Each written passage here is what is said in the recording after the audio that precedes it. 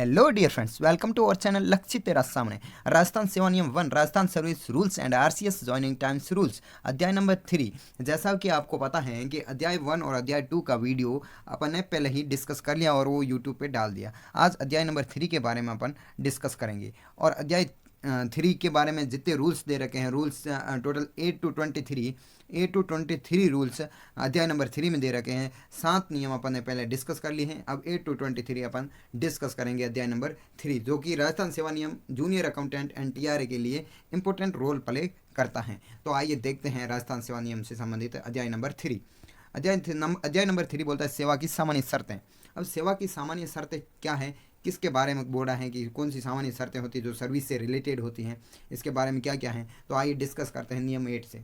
Rule 8 क्या बोलता है इसके बारे में देखते हैं। रूल 8 की नियम 8, राजकीय सेवा में सभी नियुक्तियां 2 वर्ष के लिए परिवीक्षाधीन प्रश्नार्थी के रूप में की जाएगी। इसका मतलब है कि 2 वर्ष तो प्रोबेशन पीरियड होता है और इस अवधि में कर्मचारी को समय समय पर सरकार द्वारा निर्धारित दरों पर नियत पारिश्रमिक का भुगतान किया जाएगा। मतलब प्रोबेशन पीरियड में अगर वो कर्मचारी कार्य करता है तो सरकार द्वारा एक नियत मतलब फिक्स राशि पर वो पारिश्रमिक या सैलरी प्राप्त करेगा। फिर परिवीक्षा परीक्षण को सफलतापूर्वक पूर्ण कर लेने के पश्चात उसको पद पर वेतनमान में न्यूनतम वेतन प्रदत्त किया जाएगा और परिवीक्षा परीक्षण की अवधि वार्षिक वेतन वर्दी स्वीकृति के लिए नहीं गिनी जाएगी। अब उसका परिवीक्षा परीक्षण पूरा होने के बाद में उसे नियत मतलब वेतनमान में न्यूनतम वेतन प्राप्त होना शुरू हो जाएगा। तो उसके दो प्रोबेशन 2 ईयर का होता है probation period. 2 year probation period पूरा होने के बाद में उसका वार्षिक वेतन जो सरकार की निर्धारित दर है उनके अकॉर्डिंग शुरू हो जाता है। फिर नेक्स्ट देखते हैं। नेक्स्ट है नोट दे रखा है, टिप्पणी क्या दे रखी है। प्रथम वार्षिक वेतन वर्दी नियमित वेतनमान स्वीकृति के लिए कम से कम 6 माह बाद आने वाली 1 जुलाई से प्राप्त होगी। अब प्रथम वार्षिक वेतन वर्दी, अब वर्दी किस प्रकार होती है, नियमित वेतनमान स्वीकृति के कम से कम 6 माह बाद आने वाली 1 जुलाई, 6 महीने के बाद आने वाली 1 जुलाई को ये प्राप्त होती है। नेक्स्ट देखते हैं। नेक्स्ट है कि इनके लिए परीक्षाधीन परीक्षण प्रोबेशनल ट्रेनिंग की अवधि 2 वर्ष के बजाय 1 वर्ष होगी। अब इनके लिए अब कौन कौन सी कंडीशन है जिनके लिए प्रोबेशन की ट्रेनिंग 2 वर्ष की बजाय 1 वर्ष होती है। तो पहला है कि राजस्थान चिकित्सा एवं स्वास्थ्य सेवा के चिकित्सा अधिकारी, इनकी ट्रेनिंग 1 वर्ष होती है, मतलब प्रोबेशन पीरियड इनका 1 होता है राजस्थान चिकित्सा एवं स्वास्थ्य सेवा के चिकित्सा अधिकारी का। फिर है राजस्थान चिकित्सा सेवा कॉलेज शाखा के सीनियर डेमोस्ट्रेटर व सहायक आचार्य की, उनकी भी 1 वर्ष प्रोबेशन पीरियड होता है। जो एमबीबीएस डिग्रीधारी हैं जिन्होंने 1 वर्ष का समय इंटर्नशिप में व्यतीत किया है, 3 अप्रैल 2014 से ये प्रभावी है कि एमबीबीएस की अगर डिग्रीधारी हैं तो उनका भी 1 वर्ष प्रोबेशन ट्रेनिंग में माना जाता है। एमबीबीएस के अतिरिक्त अन्य सभी के लिए परिवीक्षा परीक्षण अवधि अभी भी 2 वर्ष ही हैं। तो ये 3-4 कंडीशन दे रखी हैं कि किस प्रकार प्रोबेशन पीरियड 1 वर्ष किन का हो सकता है। तो यहाँ नॉर्मली अपन ने देखा जो चिकित्सा विभाग के होते हैं उनका प्रोबेशन पीरियड 1 वर्ष होता है। नेक्स्ट देखते हैं अगला उदाहरण दे रखा है। उदाहरण देखते हैं। उदाहरण क्या है कि राजस्थान लेखा सेवा में नई नियुक्ति पाने वाला अधिकारी 2 वर्ष तक परिवीक्षाधीन प्रशिक्षणार्थी यानी प्रोबेशनल ट्रेनिंग के रूप में कार्य करेगा एवं इस दौरान 22,180 रुपये पारिश्रमिक प्राप्त करेगा। तो 22,180 पारिश्रमिक प्राप्त करेगा और साथ ही वो उसके 2 वर्ष परीक्षाधीन प्रशिक्षणार्थी के रूप में प्रोबेशनल ट्रेनिंग के रूप में जाने जाते हैं, जैसा कि आप ज्ञात हैं आपको सभी को।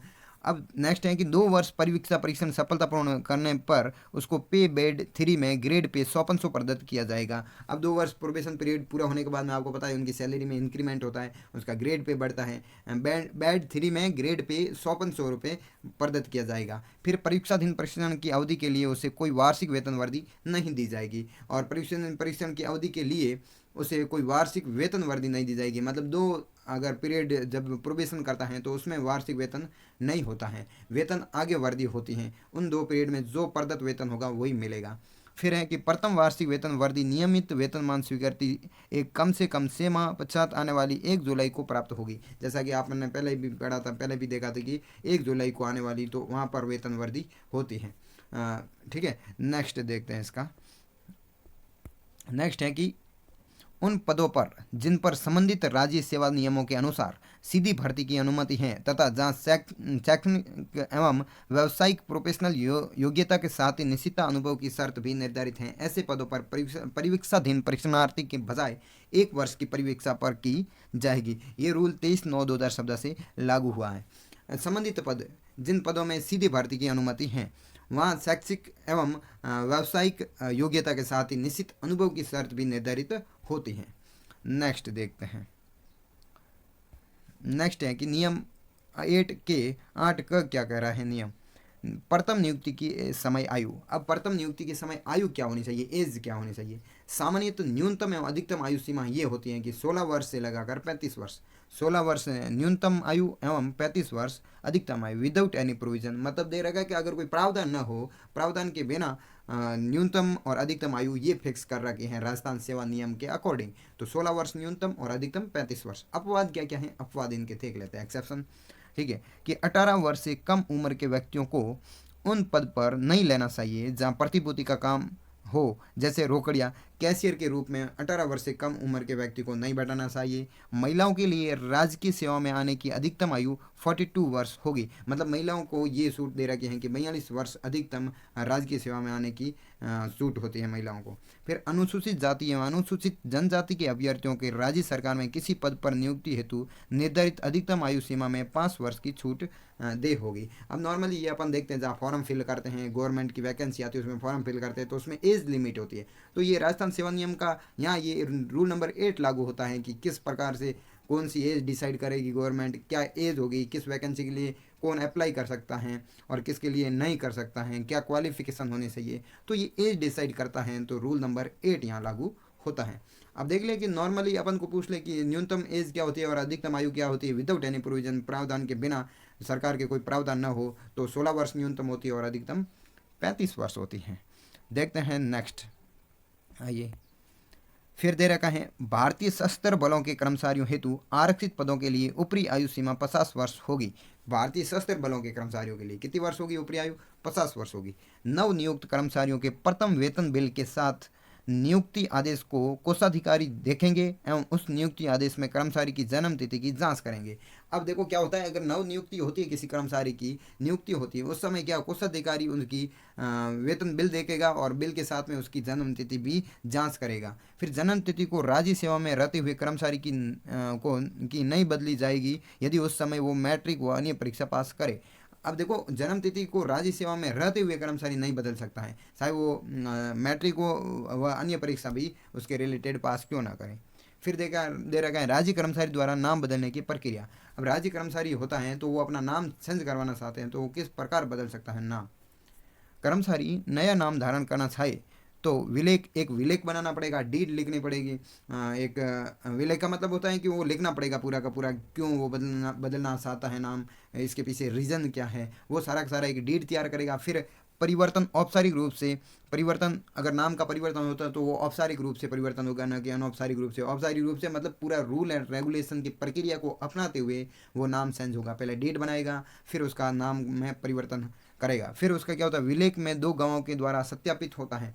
अगर वो विलेख बनाता है, नाम क्यों बदलना चाहता है उसका रीज़न लिखता है, तो उस रीज़न के बदले 2 गवाहों के हस्ताक्षर होंगे। चाहे 2 गवाह कोई भी हो सकता है, उसका रिलेटिव हो सकता है, उसका भाई बहन, जो भी 2 गवाह बनते हैं, तो वो उन विलेख पर उसके 2 गवाहों के रूप में हस्ताक्षर होंगे। फिर समाचार पत्र में सूचना नाम परिवर्तन की आधिकारिक मान्यता, मतलब समाचार कोई भी आपने जो दैनिक समाचार पत्र आते हैं उसमें उसको एक ऐड देना होगा, बोल सकते हैं कि नाम परिवर्तन का ऐड होता है, तो उसमें आधिकारिक मान्यता मिल जाती है कि समाचार पत्र में भी एक नाम आया था कि नाम चेंज करने का। ये अनिवार्य प्रोसेस होता है, चलता रहता है। फिर माँ लेखाकार को इस बारे में सूचना देना। अब जो माँ लेखाकार होता है उस बारे में इसको सूचना देना हो गया कि हम राज्य कर्मचारी में रहते हुए मैं अपना नाम परिवर्तन कर रहा हूँ और करने का रीज़न भी देना होगा। फिर कर्मचारी द्वारा परिवर्तित नाम का प्रयोग, और बाद में ये सारी औपचारिक प्रक्रिया अपनाने के बाद में वो कर्मचारी अपना नाम परिवर्तन कर सकता है। ये नाम परिवर्तन की प्रक्रिया चलती है। नेक्स्ट देखते हैं। नेक्स्ट है कि 2A में देख रहा 1979 1979 को सेवा में पहले से ही कार्यरत कर्मचारी की सेवा पुस्तिका में अंकित जन्म तिथि को सरकार द्वारा स्वीकार कर लिया जाएगा। मतलब कि सेवा में पहले से कार्यरत कर्मचारी की सेवा पुस्तिका में अंकित जन्म तिथि को सरकार द्वारा स्वीकार कर दिया जाएगा। प्रशासनिक विभाग इस जन्म तिथि को भविष्य में नियम 8 का 2B के अंतर्गत साक्ष्य माने गए रिकॉर्ड के आधार पर वो वित्त विभाग की पूर्वानुमति के बिना संशोधित नहीं कर सकेगा। ठीक है, तो किस में नहीं बदल सकता है? नियम 8(2)(b) के अंतर्गत साक्ष्य माने गए रिकॉर्ड के आधार पर वो वित्त विभाग की पूर्वानुमति के बिना संशोधित नहीं कर जाए। अब किसकी अनुमति होनी चाहिए? वित्त विभाग की। फिर दे रखा है 1/1/1989 में वह उसके बाद सेवा में शामिल होने वाले कर्मचारियों के संबंध में आयु उनके उच्च माध्यमिक व उच्च माध्यमिक स्कूल के प्रमाण पत्र के आधार पर किसी भी बोर्ड द्वारा जारी प्रथम प्रमाण पत्र के आधार पर तय होगा। अब नॉर्मली अपन के 10th बोर्ड का ही जन्म डेट को उचित माना जाता है, सर्वोपरि माना जाता है, क्योंकि वही डेट ऑफ बर्थ के लिए ही ऐसा माना जाता है कि 10th की मार्कशीट काम आती है। तो ये एक साक्ष्य के रूप में मिल जाता है। ठीक है, डेट ऑफ बर्थ। आगे नेक्स्ट देखते हैं।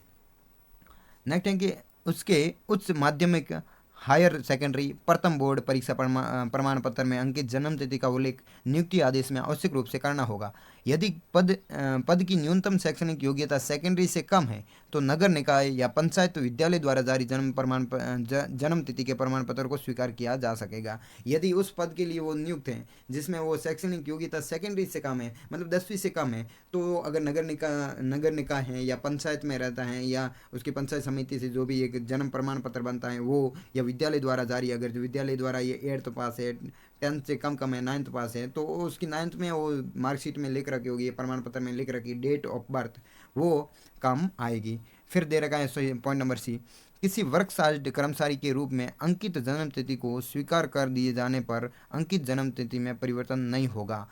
अब देखो, जन्म तिथि स्वीकार कर दी जाने पर फिर अंकित जन्म तिथि में कोई परिवर्तन नहीं होगा। वो कैसा कर्मचारी होना? वर्कशास्ट कर्मचारी होना चाहिए।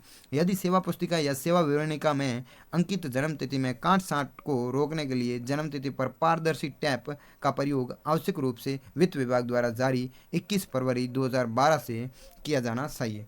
अब देखो, इसमें एक आया पारदर्शी टैप। पारदर्शी टैप अगर काट छांट हो जन्म तिथि में तो पारदर्शी टैप का प्रयोग आवश्यक रूप से वित्त विभाग द्वारा किया जाता है। फिर नेक्स्ट देखते हैं नियम 9, रूल 9 क्या बोलता है?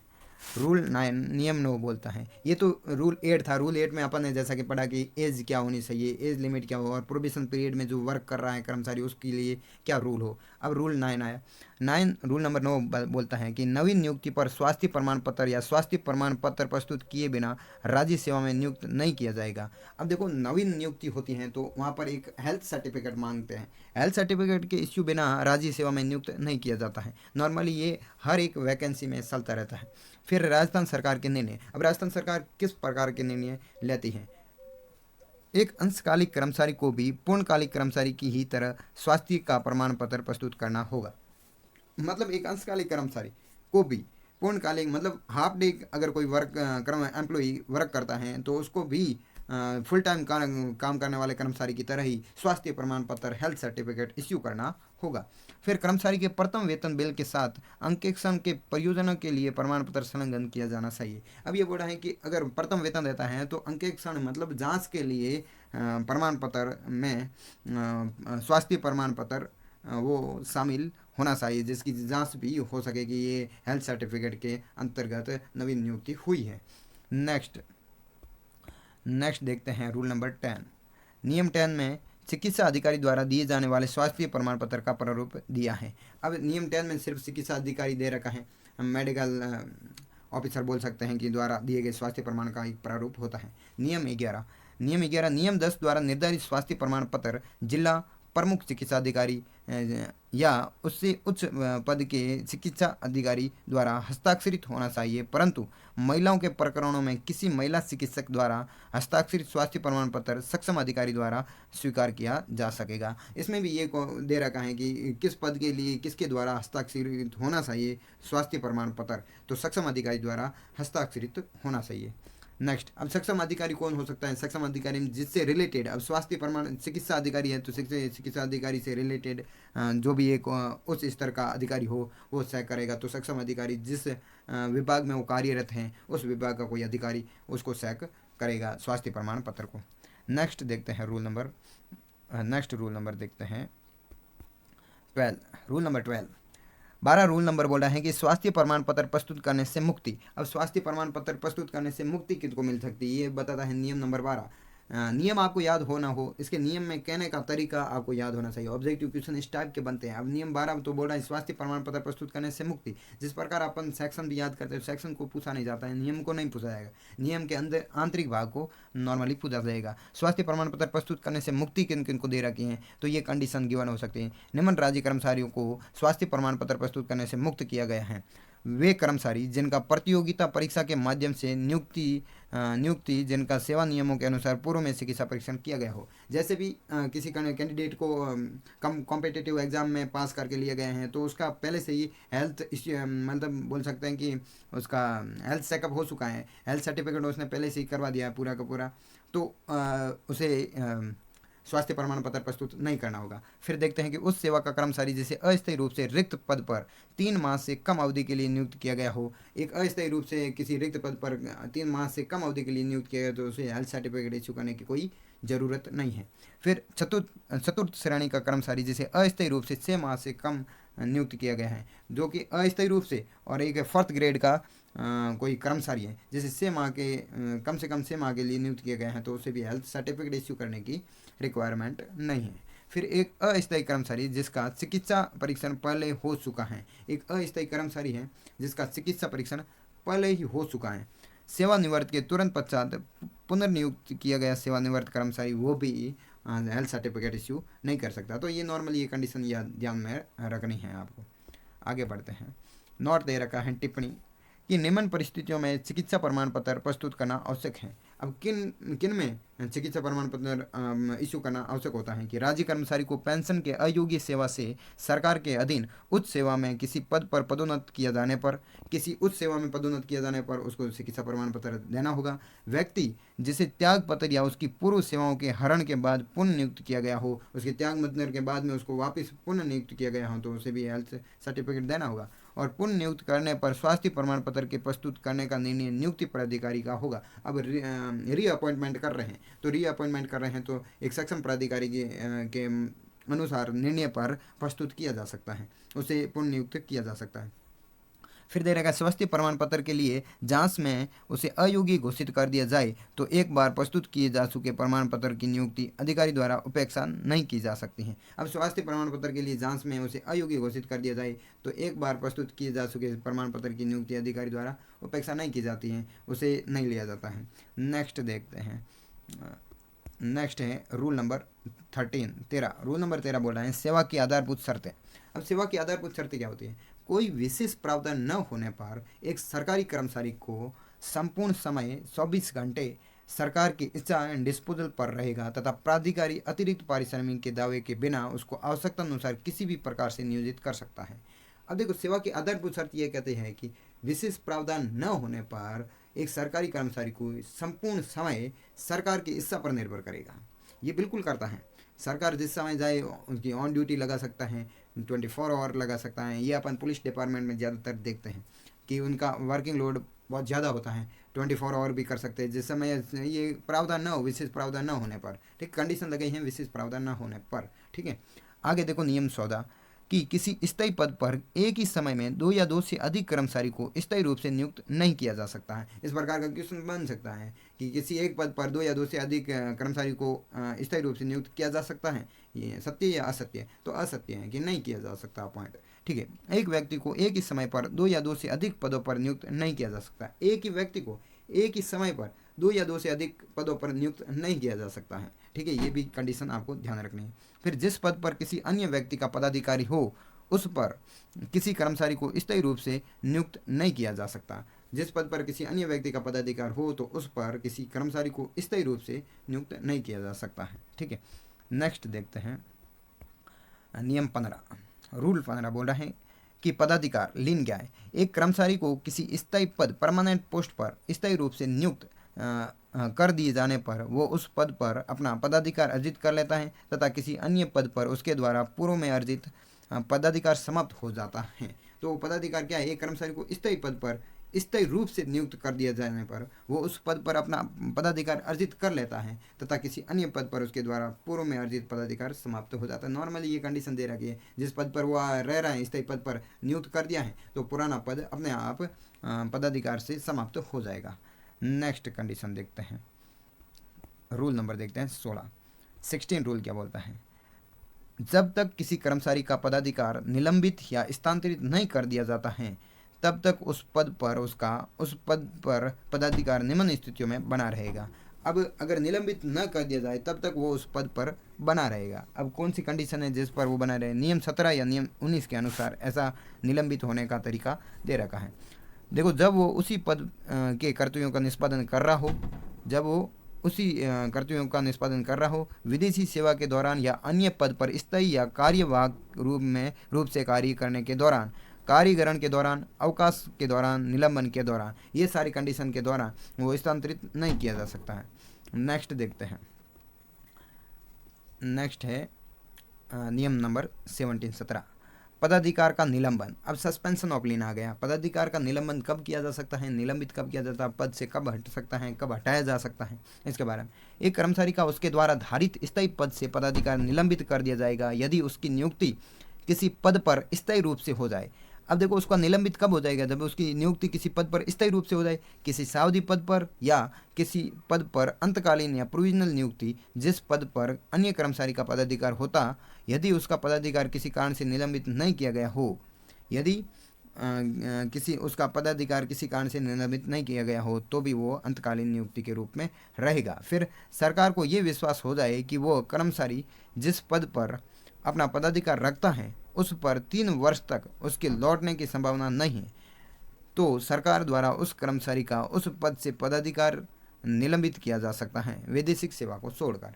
ये बोल रहा है कि सरकार को ये विश्वास हो जाए कि कर्मचारी जिस पद पर अपना पदाधिकार रखता है उस पर 3 वर्ष तक उसके लौटने की संभावना नहीं है। अब 3 वर्ष तक वो भूल गया, घर पे रह गया, कहीं और रह गया और 3 वर्ष तक सामने भी तक नहीं देखा है, तो 3 वर्ष के बाद में सरकार द्वारा उस कर्मचारी का उस पद से पदाधिकार निलंबित किया जाता है। ठीक है, विदेशिक सेवा को छोड़कर। ये हो सकता है कि वो विदेश गया हुआ है और किसी कंडीशन या प्रावधान के तहत गया हुआ है, तो फिर वो 3 वर्ष के भीतर अगर लौट जाता है, 3 वर्ष के अंदर लौट जाता है तो नहीं माना जाता है। बाकी 3 वर्ष के भीतर अगर वो अपना पद नहीं संभालता है तो फिर वो सरकार के द्वारा निलंबित हो जाता है। नेक्स्ट देखते हैं, फिर क्या दे रखा है कि एक सरकारी कर्मचारी का किसी सावधि पद से पदाधिकार किसी भी परिस्थिति में निलंबित किया जाएगा यदि सावधि पद पर कार्यरत कर्मचारी को किसी अन्य स्थायी पद पर स्थायी रूप से नियुक्त कर दिया जाए तो सावधि पद से उसका पदाधिकार आवश्यक रूप से समाप्त कर दिया जाएगा, यानी निलंबित नहीं। वो सरकार के तहत सरकार चाहे तो उसका निलंबित नहीं कर सकते, बाकी तो वो निलंबित हो जाएगा। यदि किसी कर्मचारी का पदाधिकार निलंबित कर दिया जाए तो उस पद को नई नियुक्ति द्वारा स्थायी रूप से भरा जा सकता है। अब कर्मचारी का पदाधिकार निलंबित कर दिया जाए तो उस पद की नई नियुक्ति स्थायी रूप से भरी जा सकती है। ऐसे पद पर नियुक्त किया गया नया कर्मचारी उस पद पर अपना पदाधिकार अर्जित कर सकेगा, परंतु जैसे ही पहले वाले कर्मचारी का निलंबित पदाधिकार पुनः बहाल किया जाएगा, रिवाइव किया जाएगा, तो उसे नई नियुक्ति मिल जाएगी। नेक्स्ट देखते हैं, उदाहरण देखते हैं। उदाहरण से समझते हैं कि यदि मेडिकल कॉलेज के एक शिक्षक को 4 वर्ष की प्रतिनियुक्ति पर यूनिसेफ में भेज दिया जाए, यूनिसेफ में भेज दिया गया 4 वर्ष की प्रतिनियुक्ति के लिए, तो उसका अपने मूल पद से पदाधिकार निलंबित किया जा सकता है। अब 4 वर्ष के लिए भेजा तो उस पद पर किसी और को अपॉइंट किया जा सकता है, यानी कि उसका पद निलंबित किया जा सकता है। साथ ही इस पद पर किसी अन्य व्यक्ति की नियुक्ति भी की जा सकती है, जैसा कि मैंने पहले कहा कि किसी अन्य व्यक्ति की भी नियुक्ति की जा सकती है।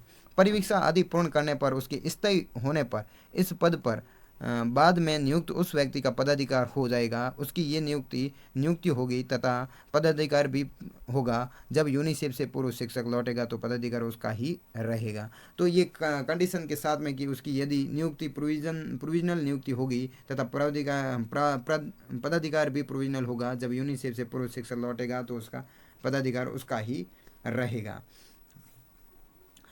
ठीक है, नेक्स्ट देखते हैं।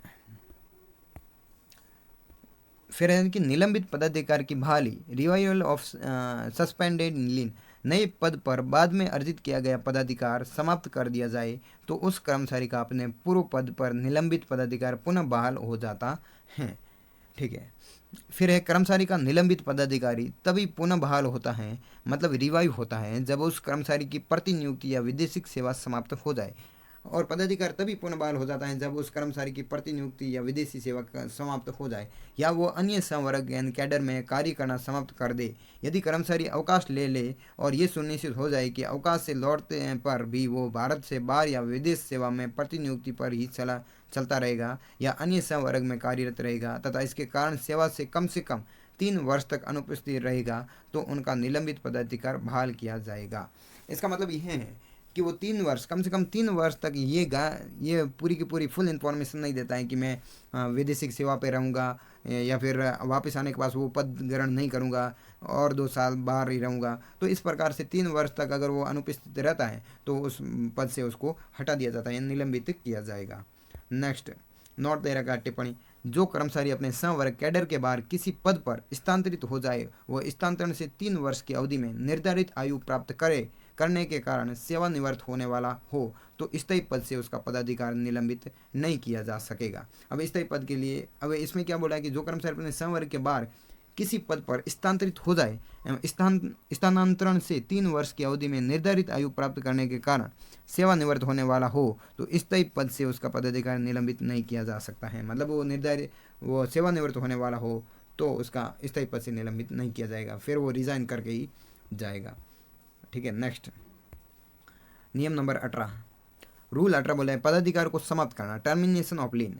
एक कर्मचारी का किसी पद से पदाधिकार किसी भी परिस्थिति में समाप्त नहीं किया जा सकता यदि उसके कारण उसे किसी स्थायी पद पर किसी प्रकार के पदाधिकार के बिना रहना पड़े। पदाधिकार को समाप्त करना, पदाधिकार को तब तक समाप्त नहीं किया जा सकता है जब तक वो स्थायी पद पर किसी प्रकार के पदाधिकार के बिना रहने पड़े, तो वो समाप्त नहीं किया जा सकता है। कर्मचारी जिस संवर्ग में कैडर में नियुक्त हैं उसके अतिरिक्त अन्य संवर्ग में किसी स्थायी पद पर नियुक्त हो जाने के एवं परिणाम स्वरूप उस पद का पर पदाधिकार प्राप्त कर लेने पर कर्मचारी का पूर्व संवर्ग के पद से पदाधिकार समाप्त हो जाएगा। ये सीधी सी बात है। जिस पद पर वो कर्मचारी कार्य कर रहा था और दूसरे पद पर चला गया है वहाँ स्थायी हो जाता है तो कर्मचारी का जो पहले का पद है वो उस पर उसका पदाधिकार समाप्त हो जाएगा। ठीक है। नेक्स्ट नोट दे रखा है कि इस नियम के प्रावधान एक अधिकारी के लिए उस दिन से मान्य नहीं रहेंगे जिस दिन वो संघीय अथवा राज्य लोक सेवा आयोग के अध्यक्ष या सदस्य के रूप में सेवा हेतु नियुक्त कर दिया जाए। आयोग में सेवा के लिए नियुक्त किए जाते ही सरकारी पद से उसका पदाधिकार समाप्त हो जाएगा। अब आयोग के लिए किसी सेवा के लिए नियुक्त किया गया है तो सरकारी पद से उसका पदाधिकार समाप्त हो जाएगा। नेक्स्ट, एक दे रखा है अधिसंख्यक पद, सुपरन्यूमररी पोस्ट। ये पद स्थायी पदाधिकार के लिए पात्र उन अधिकारियों जो स्थायी पदों के अभाव में पदाधिकार से वंचित रहते हैं उनके लिए सक्षम प्राधिकारी द्वारा सर्जित किए जा सकते हैं। वे पद अधिसंख्यक पद उसे बोलते हैं जैसे नए पद सर्जित किए जा सकते हैं। ये कल्पित पद शैडो पोस्ट होते हैं, इनके साथ कोई कर्तव्य जोड़ा नहीं होता है। इनका सर्जन उस अधिकारी के स्थायी पद पर पदाधिकार प्राप्त करने तक के लिए होता है। ये व्यक्तिगत पद होता है जो किसी अधिकारी के लिए विशिष्ट संतृप्त सर्जित होता है। अति विशिष्ट परिस्थितियों में पदोन्नति के लिए भी इन पदों का सर्जन किया जा सकता है। ये 4 कंडीशन दे रखे अधिसंख्यक पद किस प्रकार बढ़ाए जा सकते हैं, सर्जित किए जा सकते हैं, इसके बारे में। नियम 19, रूल नंबर 19, पदाधिकार का स्थानांतरण। नियम 20 के प्रावधानों के अनुसार सरकार द्वारा किसी राज्य कर्मचारी के पदाधिकार को उसी संवर्ग के दूसरे स्थायी पद पर स्थानांतरित किया जा सकता है। कर्मचारी का जिस पद पर पदाधिकार है यदि वो वास्तव में उस पद पर के कर्तव्यों का निर्वहन नहीं कर रहा है तो पदाधिकार स्थानांतरित किया जा सकता है। और कर्तव्यों का पालन नहीं कर रहा है तो उसका पदाधिकार का स्थानांतरण कर सकता है, ट्रांसफ़र किया जा सकता है, बिल्कुल किया जा सकता है ट्रांसफ़र। अगर पद का रूल रेगुलेशन फॉलो नहीं कर रहा है, उसके विपरीत चल रहा है, अपनी ड्यूटी का पालन नहीं कर रहा है तो उस ड्यूटी से हटाकर स्थानांतरण ट्रांसफ़र किया जा सकता है। ठीक है, ये नॉर्मल रूल आपको पता है। फिर आगे देखते हैं। नेक्स्ट रूल नंबर 20, नियम 20, राज्य कर्मचारी का स्थानांतरण। सरकार एक पद से दूसरे पद पर कर्मचारियों का स्थानांतरण कर सकती है, लेकिन अब सरकार चाहे तो एक पद से दूसरे पद पर कर्मचारियों का ट्रांसफ़र कर सकती है, यहाँ से वहाँ, वहाँ से यहाँ भेज सकती है, डेफिनेटली भेज सकती है, ये सरकार के हाथ में सब कुछ है। लेकिन कुछ कंडीशंस है। कंडीशंस क्या है? कार्य कुशलता में कमी या दुर्व्यवहार का कारण। अब सरकार भी देखती है कि बिना ऐसा कुछ व्यवहार किए सरकार किसी का भी ट्रांसफ़र नहीं करती, लेकिन कभी कभी क्या होता है कुछ कैंडिडेट ऐसे ही होते हैं जैसे बोल सकते हैं कि मानसिक या फिर शारीरिक कुछ भी दुर्व्यवहार कर सकते हैं, तो उनके कारण सरकार को उनका ट्रांसफ़र करना होता है एक स्थान से दूसरे स्थान, वरना सरकार भी ये नहीं चाहती कि इनका ट्रांसफ़र हो। पहला क्या है, कार्य कुशलता में कमी या दुर्व्यवहार के कारण।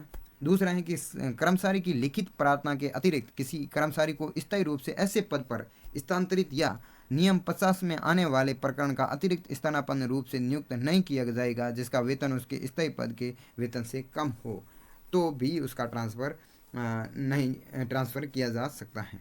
नेक्स्ट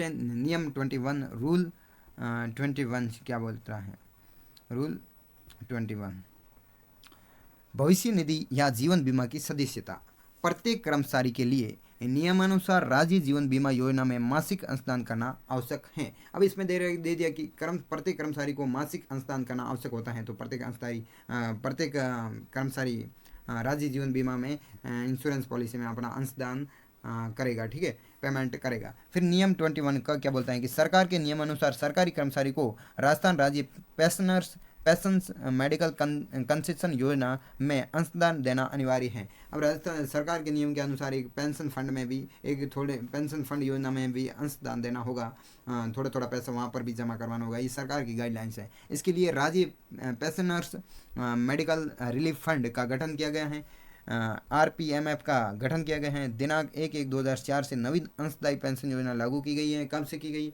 1 जनवरी 2004 को से ये नवीन अंशदायी पेंशन योजना लागू की गई है। 1/1/2004 के पश्चात सेवा में नियुक्त कर्मचारी से RPMF में अंशदान नहीं किया जाता है। तो 2004 के पहले ये योजना थी, अब ये योजना लागू नहीं है।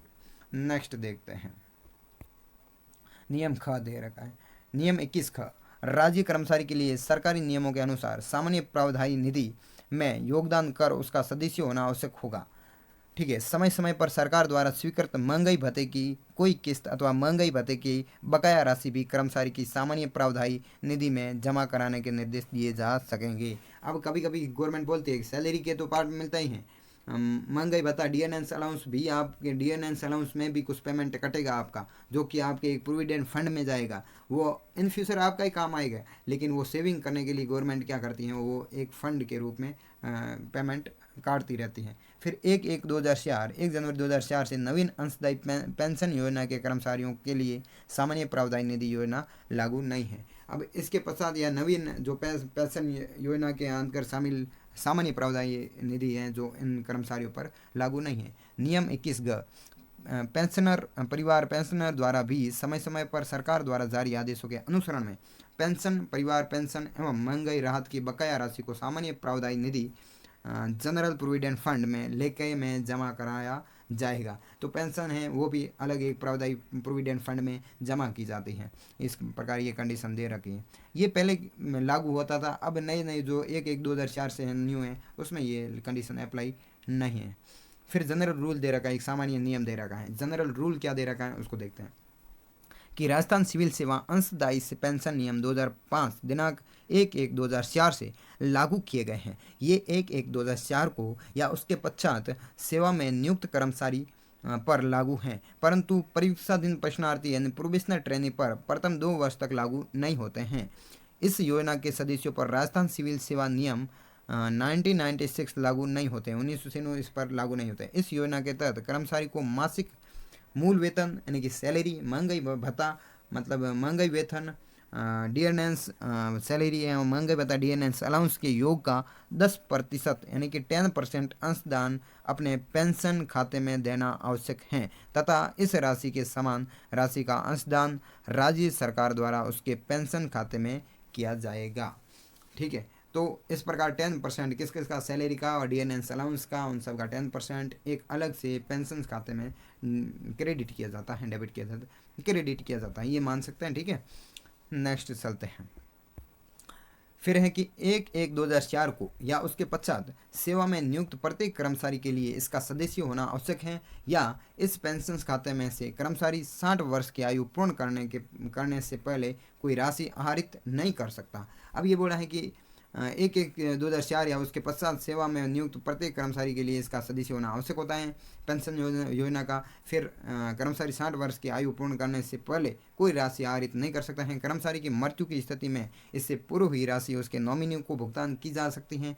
किसी कर्मचारी को सरकार द्वारा सेवा से हटाने पर उसे स्वयं के अंशदान की राशि ही दी जाएगी तथा सरकार का अंशदान राजस्व के रूप में जमा कर दिया जाएगा। अब सरकार भी कुछ कुछ हिस्सा कर्मचारी के हित में अंशदान करती है। ठीक है। नेक्स्ट देखते हैं।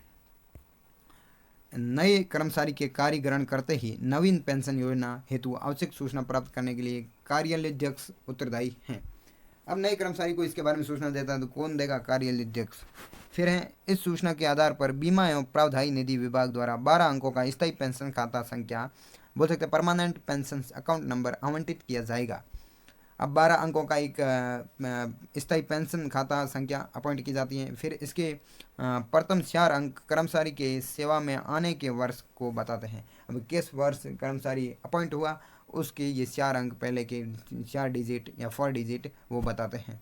फिर है कर्मचारी के पेंशन खाते में सरकार का भाग जब जमा करने के लिए राशि की एक पृथक बिल से कोषालय से आहरित की जाएगी। ठीक है। नेक्स्ट देखते हैं इसके बारे में। फिर दे रखा है कि इस पेंशन योजना की राशि को प्रबंधन के लिए पेंशन फंड नियामक एवं विकास प्राधिकरण को हस्तांतरित किया जाएगा। PFRDA द्वारा नेशनल सिक्योरिटी डिपॉजिटरी लिमिटेड को नवीन पेंशन योजना के लिए केंद्रीय अभिलेखागार तथा बैंक ऑफ इंडिया को ट्रस्टी बैंक नियुक्त किया गया है। NSDL ही विभिन्न पेंशन फंड मैनेजरों के माध्यम से इन धन के निवेश की व्यवस्था करेगा। तो NSDL इस मैनेजरों के माध्यम से किसकी धन की व्यवस्था करेगा? पेंशन फंड की व्यवस्था करेगा। NPS फिर दे रखा है NPS एक व्यक्ति के 2 खाते होते हैं। NPS 2 खाते होते हैं। कौन कौन से होते हैं ये देख लेते हैं।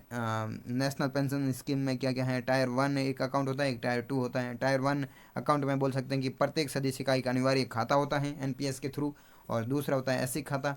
ऐसी खाता वो होता है जिसमें कर्मचारी स्वेच्छा से अतिरिक्त राशि जमा करवा सकता है, और नॉर्मली टायर 1 तो हर एक कर्मचारी का होता ही होता है, जो कि एक अनिवार्य अकाउंट होता है NPS का। नेक्स्ट देखते हैं रूल 22 नियम 22 वेतन भत्ते प्राप्त करने की शर्तें। अब वेतन भत्ते, सैलरी, अलाउंसेज ये प्राप्त करने की सामान्य शर्तें क्या हैं, कंडीशंस क्या है?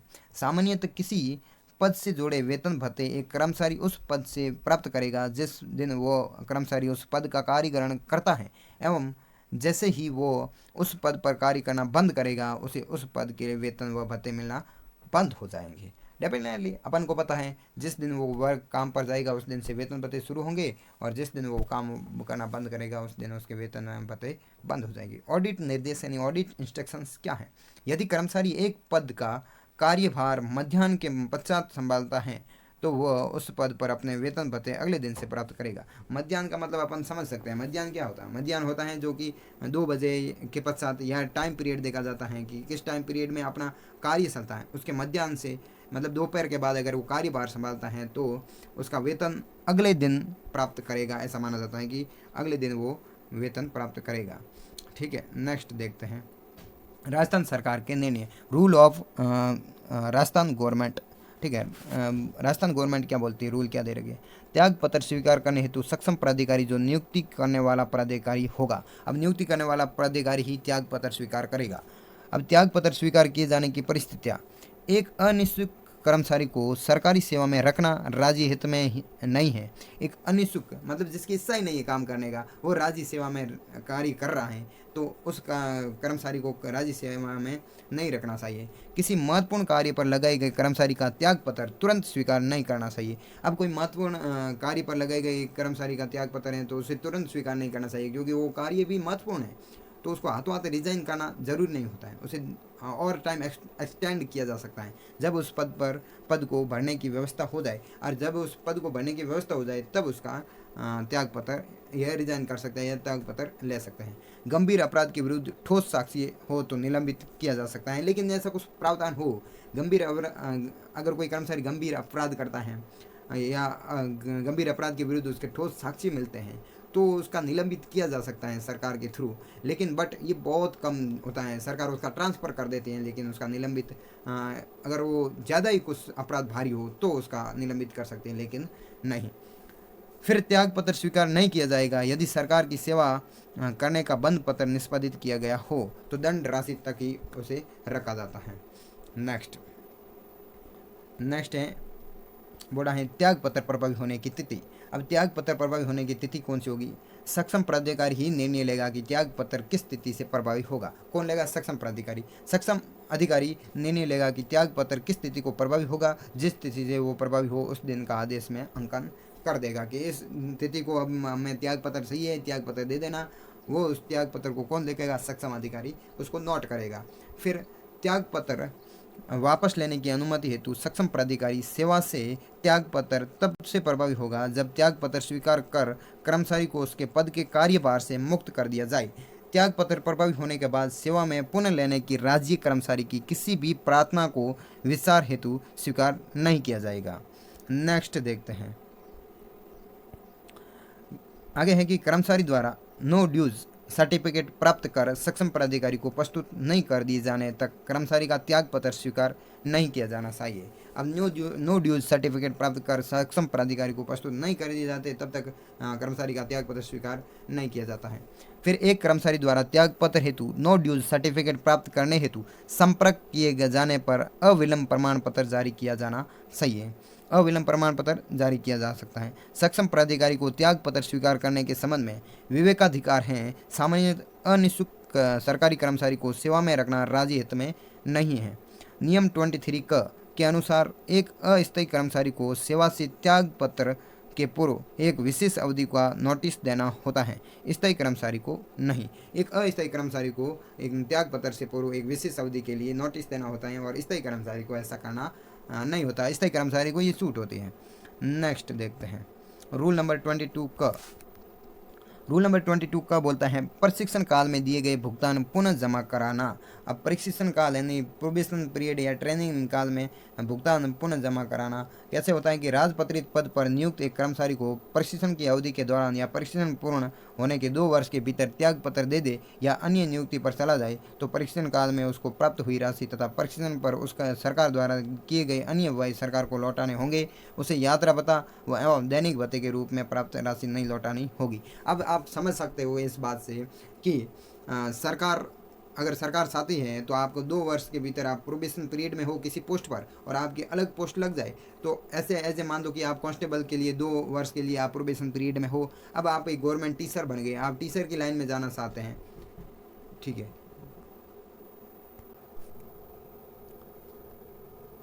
आप टीचर की लाइन में जाना चाहते हैं तो क्या हो सकता है कि आप उस पोस्ट के लिए अगर कांस्टेबल के पोस्ट के लिए गए तो आपको 2 महीने प्रोबेशन पीरियड में जो भी वेतन या सैलरी मिली उस वेतन या सैलरी को आप ट्रांसफ़र कर सकते हो या मतलब आपको गवर्नमेंट को वापस पे करना पड़ेगा। ये कौन सी भी कंडीशन अप्लाई हो सकती है। अब कौन सी कंडीशन अप्लाई हो सकती है कि आप एज ए टीचर के पोस्ट पर चले गए, प्रोबेशन पीरियड के बीच में आपने रिज़ाइन कर दिया, त्यागपत्र दे दिया तो गवर्नमेंट आपसे चाहती है कि जो आपको प्रोबेशन पीरियड में जो अमाउंट मिला है, जो पैसे मिले वो मुझे लौटा दो। और एक कंडीशन कि उसे यात्रा भत्ता यानी कि ट्रैवलिंग अलाउंस और दैनिक भत्ते को छोड़कर। तो इस प्रकार का ये एमसीक्यू टाइप का क्वेश्चन आगे बनेगा, आप देख लेना। मैं एमसीक्यू सीरीज ही लेकर आऊँगा अध्याय नंबर 3 की, उसमें आपको अपन बता देंगे। फिर है जब सरकार की राय पर कर्मचारी को दिया गया प्रशिक्षण उसकी नवीन नियुक्ति पर भी उपयोगी सिद्ध हो तो राशि लौटाना आवश्यक नहीं है। अब देखो, जब सरकार की राय पर कर्मचारी को दिया गया प्रशिक्षण उसकी नवीन नियुक्ति पर भी उपयोगी सिद्ध हो तो राशि लौटाना आवश्यक नहीं होगा। ऐसे प्रत्येक कर्मचारी को प्रशिक्षण प्रारंभ होने के पूर्व एक बंद पत्र निष्पादित करना होगा। एक बॉन्ड पत्र इश्यू करना होगा प्रशिक्षण प्रारंभ होने की तिथि से कर्मचारी को, ठीक है। नेक्स्ट है रूल नंबर नियम 22 ख। रूल 22 ख 1 3 माह से अधिक अवधि के लिए भारत में ही प्रशिक्षण हेतु प्रतिनियुक्त कर्मचारी जैसे नियम 7-8 ख के तहत कर्तव्य पर माना गया हो, वो यदि उस प्रशिक्षण के बीच में या प्रशिक्षण के बाद 1 या 2 वर्ष की अवधि में त्यागपत्र दे दे या अन्य कोई नियुक्ति ले ले उसको परीक्षण की अवधि में प्राप्त किए गए वेतन आदि तथा सरकार द्वारा परीक्षण कर पर किए गए अन्य व्यय की राशि सरकार को लौटानी होगी। और ये कंडीशन अप्लाई होती है हमेशा, विदेशी सेवा पे गया हुआ हो या फिर कहीं पे भी गया हुआ, और प्रोबेशन पीरियड में अगर ऐसा है, प्रोबेशन पीरियड 1 वर्ष का हो या 2 वर्ष का हो, कोई मैटर नहीं रखता। लेकिन आप प्रोबेशन पीरियड के तहत अगर आप किसी और पोस्ट पे चले जाते हो और वहाँ पर रिज़ाइन कर दे, तो जो आपको सैलरी मिली है सरकार द्वारा, जो भी एक्सपेंस दिए गए हैं, तो वो राशि पूरी की पूरी सरकार को चुकानी होगी, लौटानी होगी। ये कंडीशन अप्लाई होती है। तो ध्यान रखना, राजस्थान सेवा नियम का ये तो फायदा है कि राजस्थान सेवा नियम आप सर्विस दे रहे हैं राजस्थान की, और उनके बारे में क्या रूल हैं, क्या रेगुलेशन है, उसके बारे में आपको ध्यान रहे। फिर जब सरकार की राय में कर्मचारी को दिया गया प्रशिक्षण उसकी नवीन नियुक्ति पर भी उपयोगी सिद्ध होने की संभावना हो तो ये राशि लौटाना आवश्यक नहीं होगा। अब वो प्रशिक्षण उसकी नवीन नियुक्ति पर भी उपयोगी सिद्ध होने की संभावना हो तो ये राशि लौटाना आवश्यक नहीं होगा। अब उसी पोस्ट में, उसी रिलेटेड, अगर वो उसी में थोड़ा उस पोस्ट पर चला जाता है तो उस पर वो जो भी प्रोबेशन पीरियड में जो अमाउंट मिला है गवर्नमेंट से, वो अमाउंट वापस करने की ज़रूरत नहीं होती है। फिर नेक्स्ट देखते हैं 2 पॉइंट क्या बोल रहा है कि ऐसे परीक्षण के प्रारंभ से पूर्व कर्मचारी को परिशिष्ट 18 में क्या दे रखा है, 18 ख के प्रपत्र में परीक्षण की समाप्ति के पश्चात निम्न अवधि तक राज्य सरकार की सेवा करने का एक बंद पत्र निष्पादित करना होगा।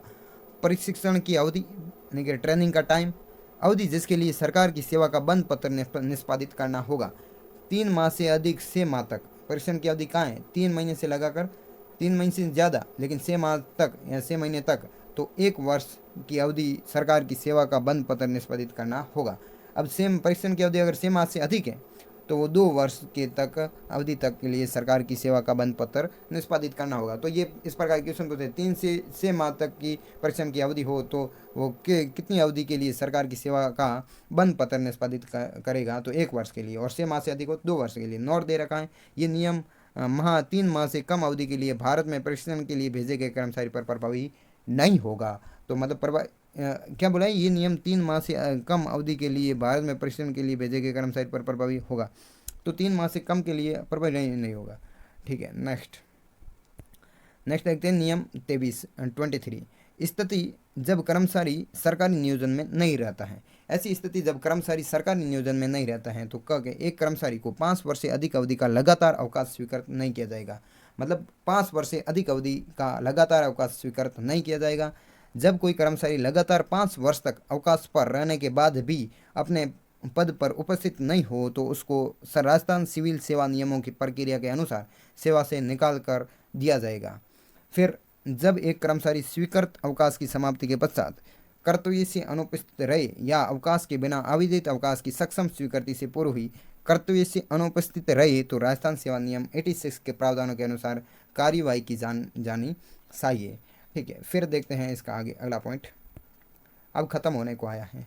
Rule number 23, last rule number है 23 का में अस्थायी कर्मचारी की सेवा समाप्ति के लिए नोटिस। अब अस्थायी कर्मचारी की सेवा समाप्ति के लिए क्या नोटिस होगा कि नीचे दिए गए उप नियम 2 पढ़ेंगे, उसमें पता चलेगा कि प्रावधानों के अतिरिक्त किसी अस्थायी कर्मचारी की सेवा उसके द्वारा नियुक्त प्राधिकारी को लिखित सूचना देने या नियुक्ति प्राधिकारी द्वारा उस कर्मचारी को लिखित में सूचना देने पर किसी भी समय समाप्त की जा सकेगी। ठीक है, फिर है ऐसे नोटिस की अवधि 1 माह होगी। किसी अस्थायी कर्मचारी की सेवा को तुरंत प्रभाव से भी समाप्त किया जा सकता है और ऐसा होने पर वह अस्थायी कर्मचारी उसको प्राप्त हो रहे मासिक वेतन भत्तों के समान राशि 1 माह से कम पड़ रहे समय के लिए प्राप्त करने का अधिकार रहेगा। 1 माह से कम पड़ रहे समय के लिए प्राप्त करने का अधिकार रहेगा।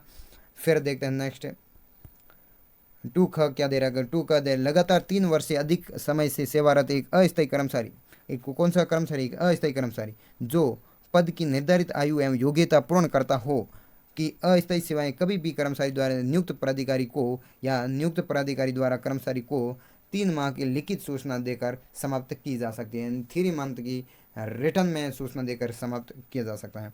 अस्थायी कर्मचारियों के लिए उपलब्ध पदों की संख्या में कटौती की जाने पर उन कर्मचारियों के लिए उपलब्ध पदों की संख्या में कटौती की जाने पर उन कर्मचारियों को हटाया जाएगा जो कनिष्ठतम हो। नियुक्ति प्राधिकारी के अधीन संवर्ग में कनिष्ठता या जूनियरिटी सेवा समाप्ति का आधार होगी। मतलब ये कह सकते हैं कि अस्थायी को अगर फिक्स कर दिया जाए तो कनिष्ठता एंड जूनियरिटी की सेवा में समाप्ति का आधार होगा, मतलब पहले से लगे उनको हटा दिया जाएगा और नई या पदों की वृद्धि होगी या पद की कटौती होगी, ये कंडीशन अप्लाई हो सकती है। नेक्स्ट इस प्रकार ये अपना रूल नंबर 23 हो गया है। और हम बता दें कि टेलीग्राम में जूनियर अकाउंटेंट पीडीएफ के नाम से कॉमर्स यानी वाणिज्य वर्ग का सबसे बड़ा टेलीग्राम ग्रुप है, जहाँ पर राजस्थान की क्विज होती है, राजस्थान जीके की डेली क्विज होती हैं, और कभी कभी इश्यू रहता है तो नहीं हो पाती हैं। और हमारे चैनल को सब्सक्राइब कीजिए, लक्ष्य तेरा सामने चैनल को सब्सक्राइब कीजिए, एक पौधा अवश्य लगाए, आदर्श अमरता देवी। ठीक है, तो आप सभी को all the best, best of luck. आप सभी को all the best, best of luck, keep smile, bye, take care.